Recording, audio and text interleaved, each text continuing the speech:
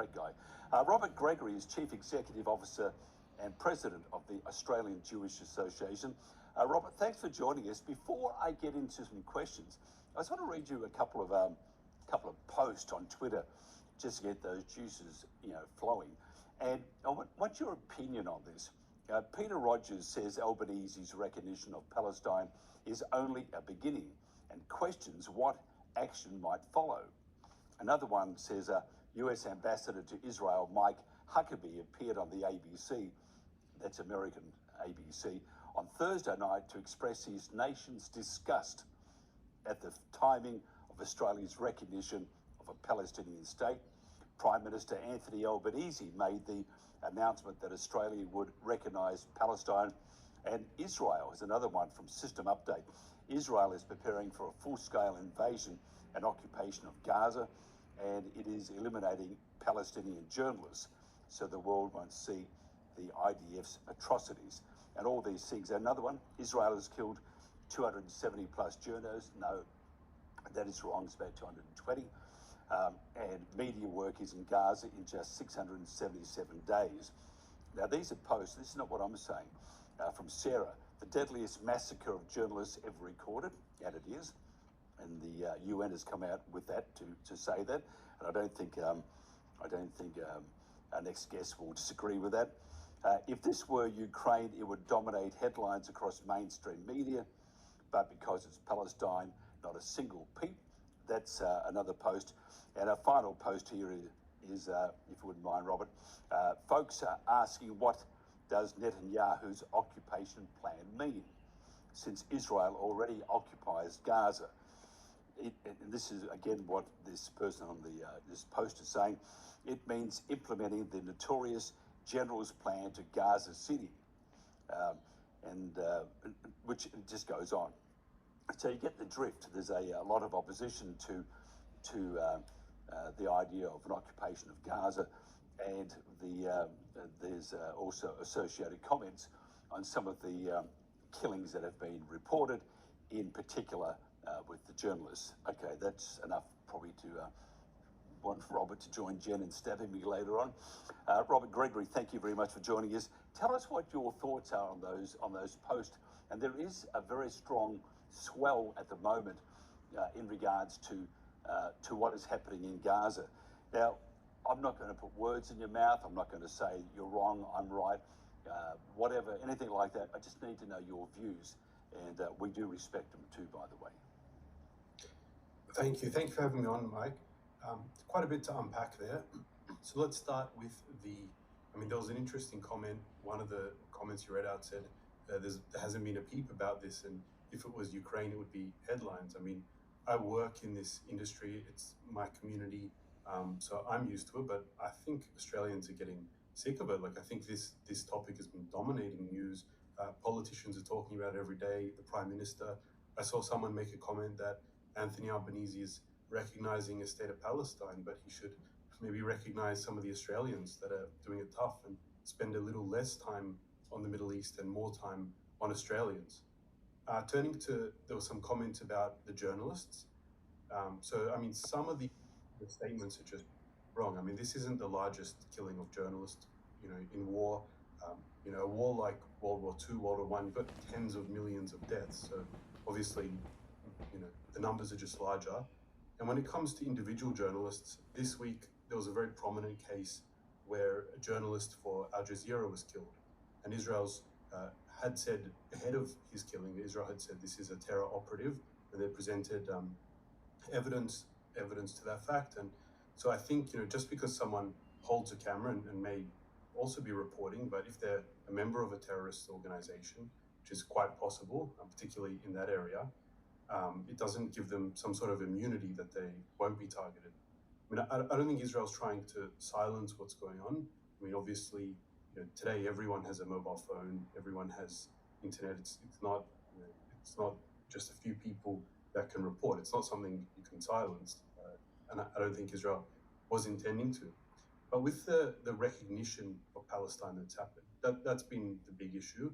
And you read out some of the reactions, and it seems almost no one's happy. I mean, I could say the Australian Jewish community is obviously very disappointed with this move from the Albanese government. The other side, I don't think particularly happy. They're saying it's symbolic and more needs to be done, and instead Israel should be sanctioned, and it's just a fig leaf, and it won't actually achieve anything. We heard the elements in the US administration are very unhappy about it, using words like they're disgusted. So there's obviously unhappiness there.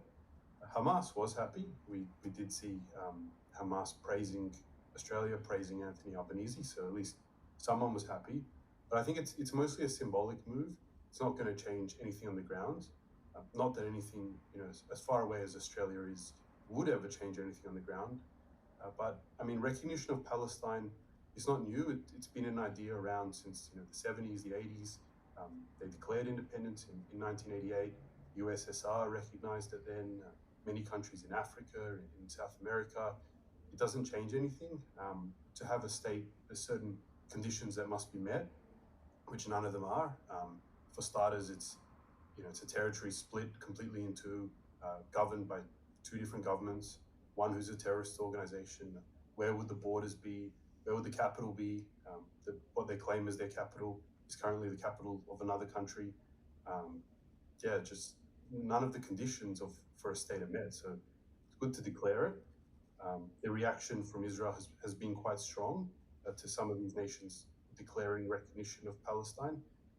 The Israeli Minister Bezalel Smotrich approved just yesterday a massive development of Jewish housing in the area. And Israel had held off on doing that. It's a plan that had been in the works for decades. Israel had not done that because they were worried about the reaction from Western governments. But I mean, if Western governments are anyway going and doing this, I guess they felt there was nothing to lose. And they've now approved this really big settlement plan, which the minister described as it will bury any Palestinian state. So, I mean, people are hardening their positions. It's not really achieving. I don't know what the Prime Minister was hoping to achieve, but I don't see any positive coming of it. Tell me, how can they? Because I read what Netanyahu said, that they can wish for a Palestinian state all till they're forever. He said it will not happen. So can you tell me this? With the international community saying one thing, and not all of it, but there is a great number of countries that are saying that we recognise a Palestinian state. How would that?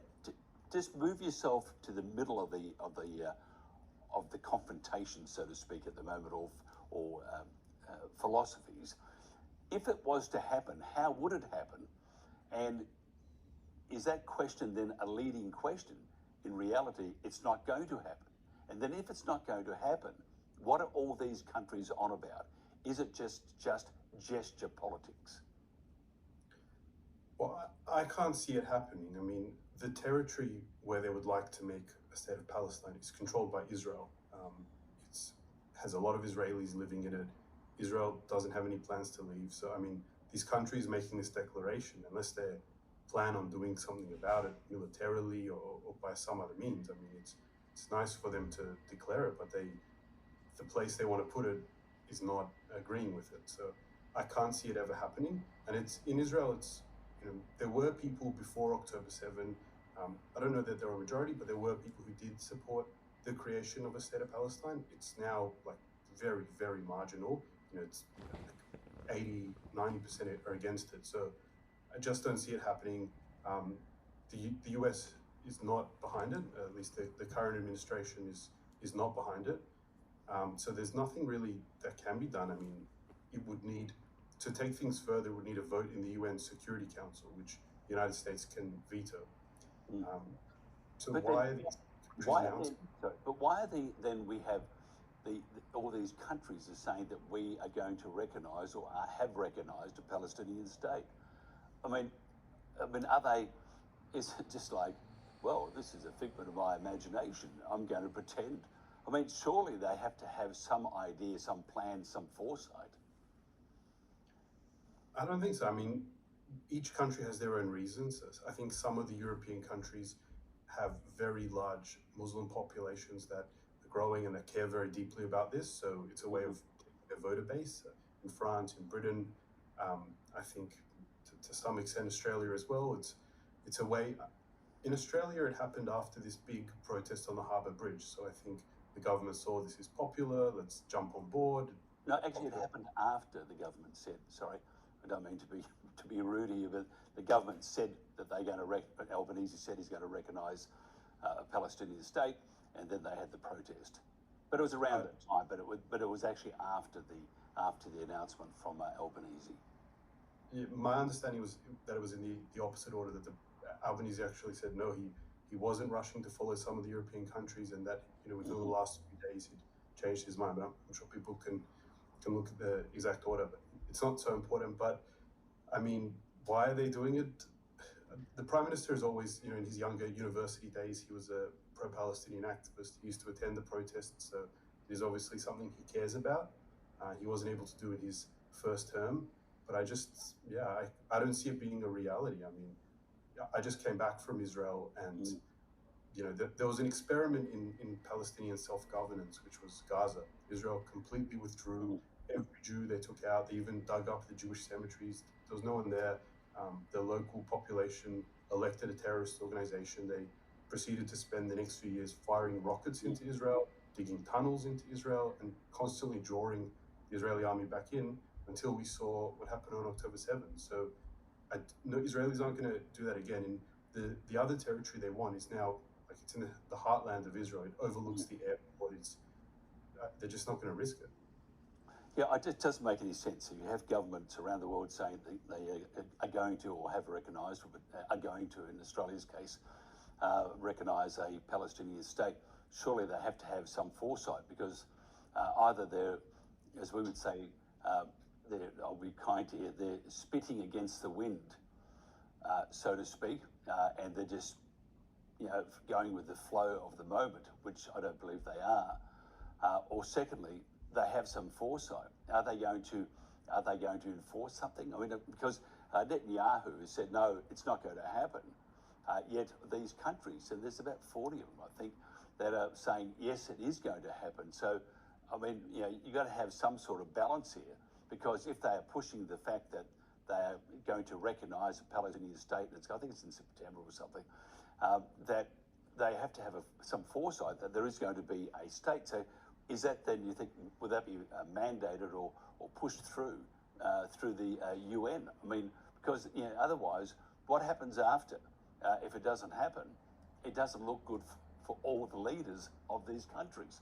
And you mentioned that there's a strong upswing towards the Muslim populations in France and the UK. Yes, I agree, but the majority of people who are protesting aren't Muslims. They're just normal white people. Same in Australia. Sure, they're carrying various flags, Iranian flags, and I noticed that Andrew Hastie in Australia said how terrible it was that they weren't carrying the Australian flag. Well, some were, but they weren't protesting for the attention on Australia. They're saying you must focus on these areas. And with any protest, you're going to get a bit of a bleed on either side. So you have Iran that was attacked by the US. And that seems to have settled at the moment. I don't think it has settled, but it seems to have settled. But the actual march, it wasn't from, it was predominantly white people. When I'm saying white people, Christian people. And I can see why they were doing that, Robert, because they were, like myself and others, and you, that the killing of this, and not, I'd say this senseless killing of innocent people. And there are innocent people killed on both sides, but it doesn't mean that a country can ramp it up and increase the killing on another side because so many have been killed in one. I mean, one innocent death is a sin. I mean, so it can't get any more evil than that. So I'm just saying, where are these countries coming from to say that we are going to recognise a Palestinian state? And if Netanyahu says no, what happens then? What happens to, and as for the governments following the love for the Middle Eastern people or Muslims, that's not part of it, because it is not them that are protesting as much as the white people, the Christians. I don't know. I mean, we have a lot of Christian support. I mean, more so than you do. Yeah, like all day long, we're contacted by Christian people. So I think there's a lot of views in the Christian community. But I mean, what are these countries going to do? I mean, to be honest, these type of countries are not, they don't do anything. So if you look at, for example, they recognize that Crimea and certain parts, are part of Ukraine, not part of Russia. They're not going to do anything about it. They'll sit back and make declarations. So I think that's the easy part to do. I can't actually see them doing very much, to be honest. Yeah, Maybe some sanctions. I think you're right though. I find it really interesting that the governments are coming out with this fictitious plan. They're going to have recognise a Palestinian state, and Netanyahu says there's no way. So I don't know why they would say that unless they have some sort of insight to what will happen. Well, I think they're trying to increase pressure on Israel. They can see it's a popular issue. The world is very concerned about it. But it's not completely new. I mean, the idea of a Palestinian state is from already the 60s, the 70s, and already many countries recognize it. That won't just be doing it in September. So many of, as I said, in the former USSR, a lot of those countries, they still have that recognition, and many of African, South American, Asian countries already recognize it.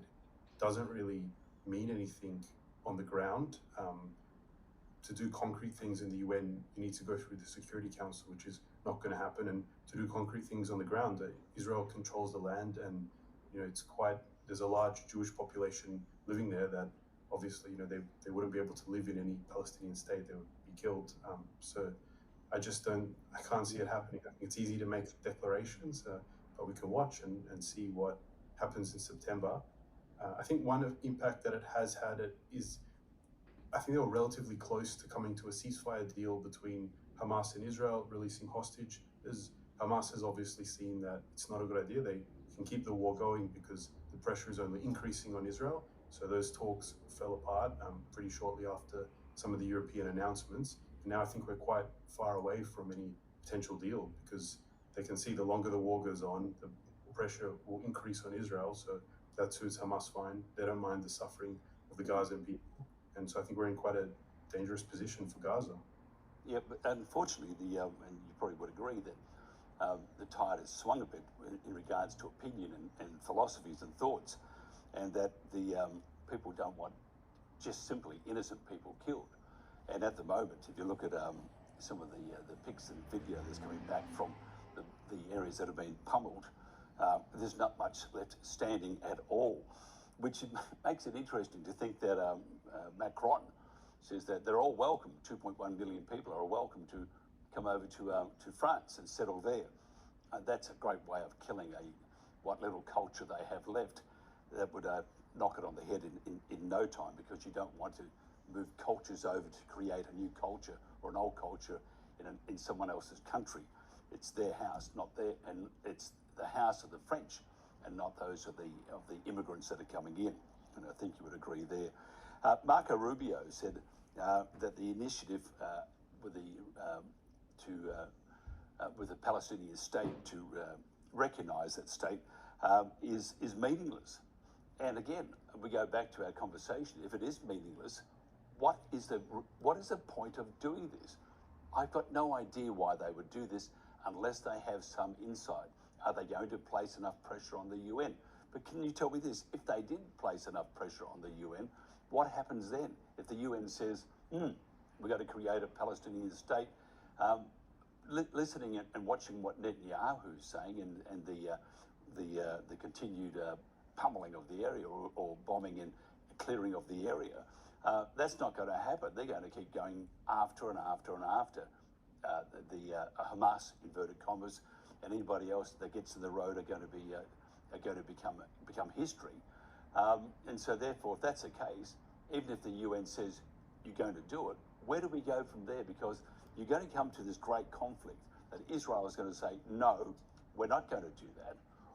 And the UN, if it's passed, because that's the only way I can see something happening, because Australia, some island in the Pacific or whatever, are going to have no effect at all unless they have that support from the UN that will then pass a decree, you must have a Palestinian state.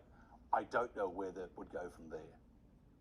Well, I mean, half the conflicts in the Middle East come because Western nations thought it was a good idea to create states here and there and draw things on a map. It's a terrible idea to impose these sort of ideas on the people of the region.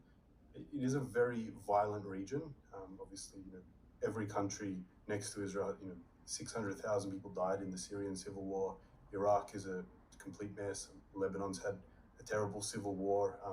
This constant conflict. The less the West and outside forces get involved, definitely the better. If Macron wants to take a lot of people, it would be a pretty stupid move, but I don't think Israel or America would be against it. It's quite strange in that most wars, when they happen, usually the neighboring countries help the civilians, they help evacuate them. Millions left Ukraine during the war there, and Poland alone took millions. Millions left Syria and all ended up in Europe. But with Gaza, no one really wants to see, they want to criticize Israel, but they don't want to actually, if you think there's a genocide going on, well, I don't believe it, but if you believe it, it's your duty to help the people, take them, help them. Haven't seen, Australia actually is taking the most, which is quite strange, but we haven't seen many people evacuated from Gaza as you'd expect if there was this terrible genocide and famine going on. Yeah, it's interesting. We could talk for ages. Haven't got that luxury at the moment because it's all happening here. Robert Gregory, we always appreciate your views. I may not agree with it, but I think what you say is from the heart, and that's all we can ask from someone, and from the head too. Robert Gregory is Chief Executive Officer and President of the Australian Jewish Association, and I believe they can contact or find out more about your organisation at jewishassociation.org.au. Would that be right? That's correct. Fantastic. And what about on socials? Do you have anything on socials, or you're thinking maybe not? On X, big on Facebook, Instagram, LinkedIn, YouTube. You can find us anywhere. Fantastic. Have a great weekend. Thank you very much for your time, sir. This is The Pulse.